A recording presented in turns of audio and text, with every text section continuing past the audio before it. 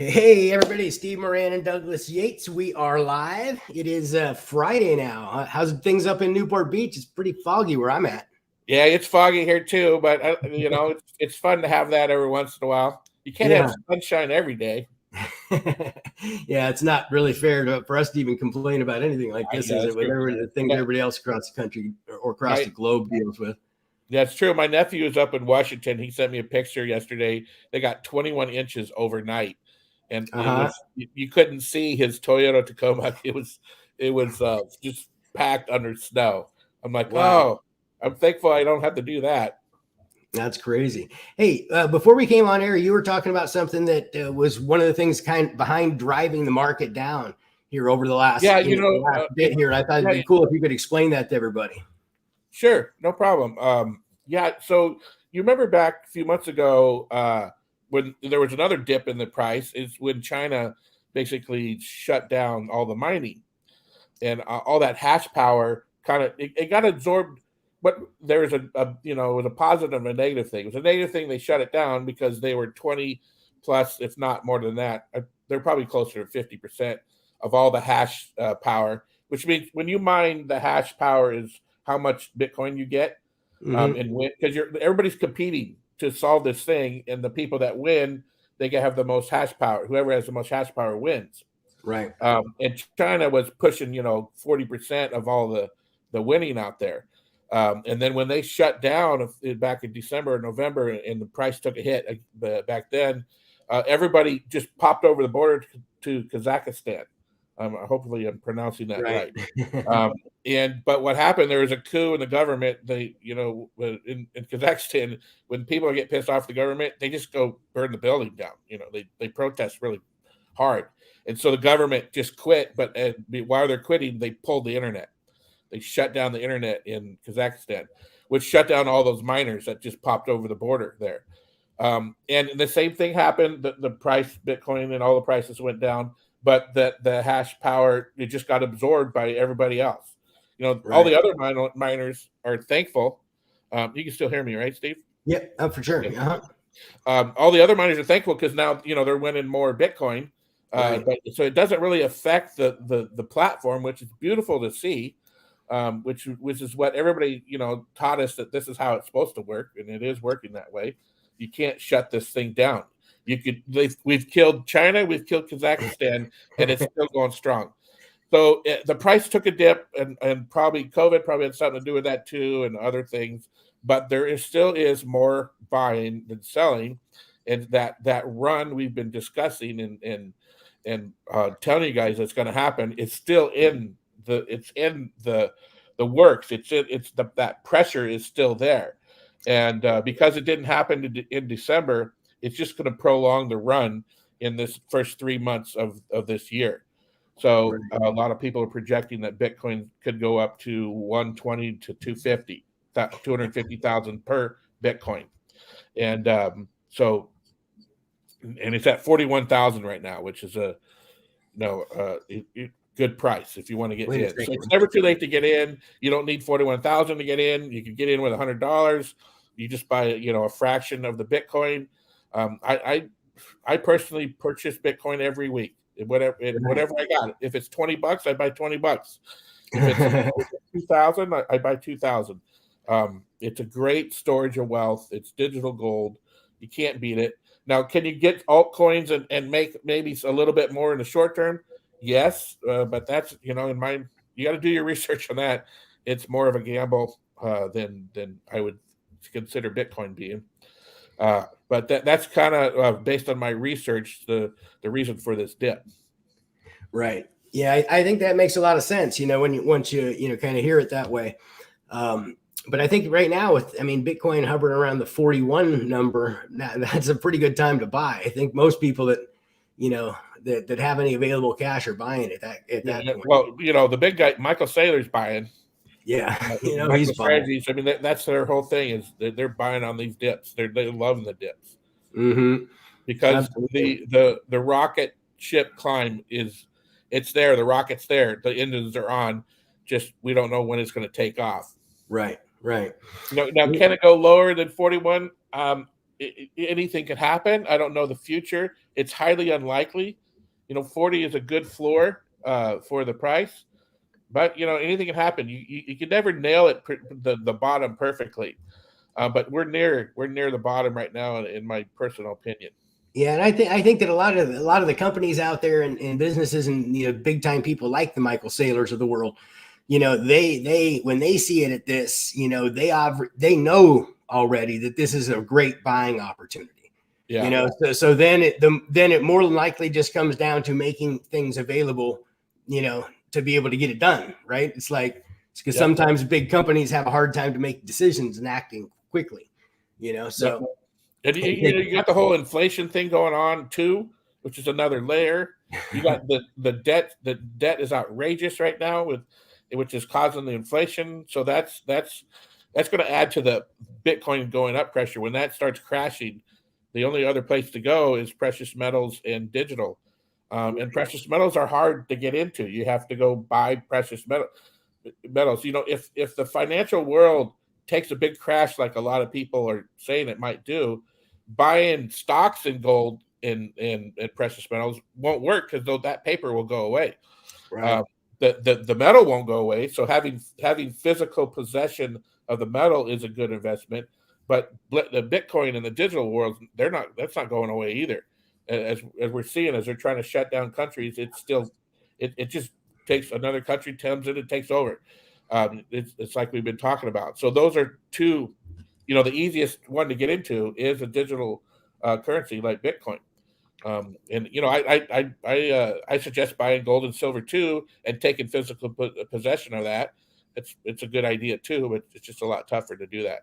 Yeah, it is. It's a lot tougher, and you got to hide it. What are you going to do with it? And yeah, you never know what's going to happen, right? Yeah, exactly. Try, like Michael Saylor says, try carrying $1 million worth of gold, with you. Yeah, try to get on a plane with $1 million of gold. Try to get on a plane with $1 million of gold. Walk into your car in a dark parking lot. Yeah, and your luggage is going to be overweight. They're not going to let you on. Yeah, it's crazy. So what's going on with in the Toax world? Well, you know what we were talking about today? We were talking about, the NFTs, and I mean, NFTs is just the big buzzword, right? And another thing that you and I kind of talked about a little bit before we got on is, you've been talking to somebody who's got some connections in like the music arena. And, I find that a fascinating, I think one of the things we're going to talk to like today is maybe talk about just open everybody's eyes to the potential with these NFTs in different markets, right? Yeah. And, yeah, it's amazing. Go ahead and talk a little bit about that. Yeah, so if you kind of look at the past, and well, first of all, ever since music's coming out, everybody has recorded their favorites. And back in the day, we would share cassette tapes with our friends, making a mix. That's where the term mixtape came from. Right. So you're basically stealing music and sharing it with your friends, and the artist who created that music that you love got zero out of that. And then Napster came along and just put it on fire through the internet, and it just destroyed the music industry, the traditional record company, and that model doesn't really work either, because the record company comes in and owns you, and owns the artist, produces everything, and they don't own a thing, and they get screwed all the time. Right. And in fact, I actually started a record company in the 80s in the Christian music market for that reason, and really. Basically, we partnered with the artist instead of stealing all their stuff. Right. And it's a hard to go. The sharing of the music, especially in the Christian world, was rampant, and it was really hard to make money back then. That was when Napster was just kicking in. So the only way to fix that, it's real simple. It's called economics. It's called free marketplace. If you got paid to share, then you'd share to get paid, right? And with NFTs, the cool part about NFTs is an artist can create a beautiful song. Let's say Taylor Swift creates a song that basically multi-millions people love it, and even more shared it. So let's say she sold 3 million copies of a single, but there's probably 8 million copies out there of people sharing it. Now, if that extra 5 million copies, if this was based on an NFT, and they shared that NFT, a royalty goes back to Taylor Swift, goes back to the artist. And then you that shared it, that resold the NFT, can get a little commission off of that music. So you monetize this, and it actually fixes this industry of stealing music. Right, because It incentivizes you to not steal music, but to share it with your friends, and you can make money. And the artist, because it's built into the smart contract, the originator, the maker of that NFT, gets paid a royalty every time that NFT trades. But let's take it to another thing. Gary V, who's a pretty popular yeah, motivational speaker guy. right. 6 months ago, he didn't know anything about NFTs. And then he launched his NFTs marketplace or collection and made a couple $100 million in a short amount of time. Like, I'm talking a week. Right. And then he says that, every time he wakes up, he's making another $250,000 to $500,000 at night, or, as people are reselling his NFTs, and he's getting a royalty off of it. Right. That's the power of these NFTs. And so let's bring it home to Toax. So we're doing our NFT launch. So you have that growth of the NFT when you're getting it at a bargain basement price. We're talking wholesale price, because if you ever resell that thing, you're gonna be able to make that premium. So that's one thing. And we got tokenomics behind it, because we have our own NFT marketplace that we'll be sharing the revenue with all NFT holders, and our Wheels tokens holders, which you get some Wheels tokens with that NFT. So you get the best of all worlds. And we're talking to like what Steve says, pretty high level music industry people of using our platform. I mean, think about that as it's an unbelievable opportunity to be able to go out to artists and be able to do these different kinds of things. And I think just everybody needs to have your eyes open to what the possibilities could be. NFTs literally are going to be the next disruptor. Okay. They're the next big disruptor. They're going to change a lot of industries. They're just going to change a lot of different industries. And being part of our team, the more you connect with those people and you bring them to the table and we create projects with them, you benefit substantially. You really benefit substantially. So, it's important that everybody kind of understand, looking to the future, where is this going to be? And another thing, thinking about like with the artists, right? If they're doing an NFT project, obviously an artist is going to have some, pretty cool artwork, right? They're going to have some pretty cool 3D artwork that's going to go right along into the metaverse. And now they could sell those meetings that have like, one meeting a year where, that person is there talking to you, answering questions out there in the metaverse, right? And it could be something where it helps, really is a big deal, but where it helps the artist actually interact with their fans, okay, in a way that's safe and secure, right? Yeah. That's safe and secure at the same time. I think a lot of them really want to have that close interaction and be able to talk and stuff like that. But if you actually put everybody in a room, somebody's going to be in there making you real uncomfortable, and you've got all kinds of other stuff going on, right? Where in a virtual environment, I think that can really solve a lot of those different kinds of things and make the connection with their audience much more real, right?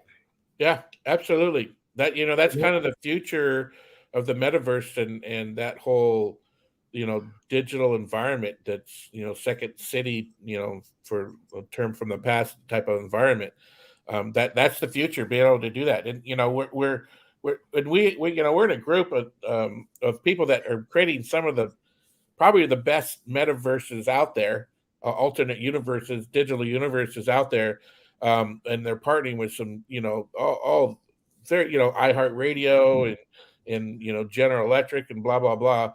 And we're in a mastermind group with these people. So, we're going to plug you guys into this environment that we're connected with. And it's only going to help grow our boutique NFT marketplace and exchange and NFTs and tokens. And when we start bringing on more nonprofits and such, it'll increase that growing and converting communities into economies, and it'll do it quicker and quicker the further we get into it. Right. And the other thing that's great things about being part of our community is that we're going to be talking about the different projects that are coming up, the different NFT projects that are coming up, and why they're valuable. And you're going to, you know, because you're part of this, you're going to obviously have like kind of one of the first rights to be able to buy these things. Yep. Okay. Which means that, you know, if you're going to buy it with the intent of, you know, selling it for a profit, obviously getting it at the bottom of these things, you understand the value of the NFTs because you're already doing it now. And being part of a community that's every time we bring one in, it's going to make your NFT more valuable. Yep. For every community we bring to the table, it's going to make your NFT more valuable. So, you know, talk about creating a win-win situation for everybody, right? Yep. Yeah, absolutely. Yeah, it's exciting. It's an exciting time. It's a weird time because there's chaos out there with COVID and just, you know, what all the stuff that's going on out there. And then there's this blockchain world that it's almost like a utopia. It's like, this is the coolest thing ever. I mean, there's never been a marketplace like this in my lifetime, and in the history that I know of, there's never been anything like this. No, there really hasn't. And, you know, again, just like along with the artists, you know, all of these, think about this, guys, any of these foundations, charities, nonprofits, any communities that we connect with and start to work in and help them develop NFTs, because, you know, any kind of past goodwill is really good stuff to start with, right? You've got so much content that's already sitting there, okay, that they can take and start to turn that into money immediately. And the way that they're going to turn that into money is by educating the people within that community. Okay. And that's where we get to keep, you know, educate them about this, why this is cool, what it's all about, you know, what's happening out in the NFT marketplace for those that are unaware, you know, how this whole thing's what it's all about. Right. And it's going to be amazing. And then we're going to be able to interact with them in the same metaverse. Okay. And show these organizations how to do the same thing and how to have really cool things that you can do in that metaverse, because, you know, the things they're able to be done in the metaverse it's beyond my comprehension in a lot of respects. Okay. You know, but I haven't been there and used it, but being surrounded by the people that we are, okay, that have already mapped out 53 trillion 3-foot squares around the globe. Right. Okay, with fencing, right? With digital electronic fencing.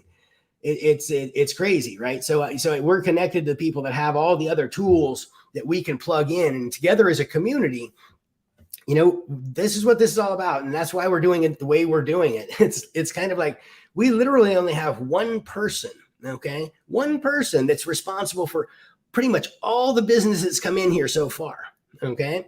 And wow, you know what? We could go get a whole bunch of other people like that right now to do that, but we're not doing that. We haven't done that. And the reason is we're ramping this thing the right way. We want to make sure that we're just really onboarding this thing the right way, and we have everything in place, because it's going to be crazy. It's going to be crazy. This is going to go out real fast. And what with this community, we've already got so many people approaching us that have bought NFTs that have communities that want to partner with us, right? So yep, it's going to be crazy. I mean, we're going to have so many pieces of the puzzle that are coming together, and every time one comes in, it's going to make your NFT more valuable every time. Okay.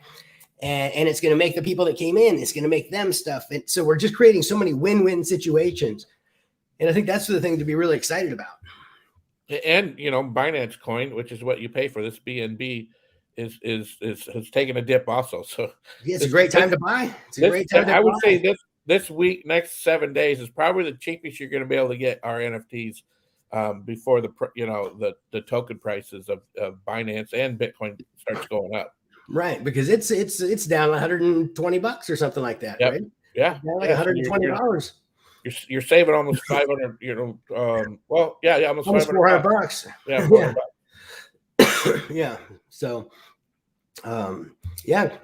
Plus, you know, we got the contest too. You know, in these first thousands, you get 2 entries. If you refer somebody, you get another entry. We got close to $370,000 worth of prizes, including a Tesla, a Bronco, a Corvette. I mean, we're talking travel at like private aircraft, all that stuff. Oh as yeah, part of it's the going to prize be. packages. Yeah, and you know what? We're going to be giving those packages away at our virtual event once we've sold all the 10,000 NFTs. And I mean, everybody that has an NFT is going to be invited. They're all going to be able to participate. You got to be there to win, okay? But you can be there from anywhere. Yeah. And the prizes are going to just be amazing. It's going to be so cool, and I'm just so excited about the amount of people that we've already got coming forward that have, really want us to partner up and do this kind of thing, and see that whole side of the vision, because it's a lot of fun. Like I said, we only have one person that's literally brought in all of this business, so far. Yeah, we're pushing 150 NFTs. Yeah, that's not all from one. We, like Steve said, all we haven't over the world. yet. And they're from how many countries? But 8, 10 countries? At least a half a dozen countries, which is amazing. Yeah. Yeah, it's weird. It's not weird. It's actually exciting. It's good to see that it's a well-balanced group of people from all 50 states of the United States over to different countries. It's just amazing. Yeah, it really is. It's cool to see, and it's cool as you guys that are in here at the bottom now. I mean, you're here at the very, very beginning. You're going to see that this is this is going to really grow into quite a community.